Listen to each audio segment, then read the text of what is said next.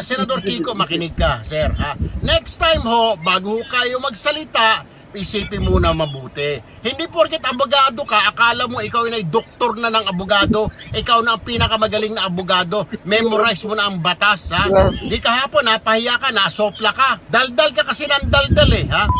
Inapuro ka, sat-sat ka ng sat-sat. Tumigil ka na. Mabuti, wala ako doon kahapon, kundi pinagsasampal ko yung bunganga mo eh. O tignan mo ngayon, ha? Ang dami mga bata kung hindi hold-upper, rapist. Kung hindi rapist, tulak ng droga. Kung hindi tulak ng droga, mga snatcher. Hindi makasukasuhan. Bakit? Dahil yung ng batas mo na inutil, yung juvenile justice system law mo, ay hindi gumagana. At yan ay punyema, pro-criminal. Lintik ka. Useless yung batas mo. Hindi mo pinag-isipan, sir. Next time, pag-isipan mo, sir. Pag ikaw nasa Senado, ikaw gumagawa ng batas. Think! Di ba? Yan ang pinapasweldo ano namin kayo para mag-isip. Hindi para mag-ngak-ngak at magdaldal. Mag-isip muna bago magdaldal. Daldalo kayo ng daldal, hindi ko kayo nag-iisip.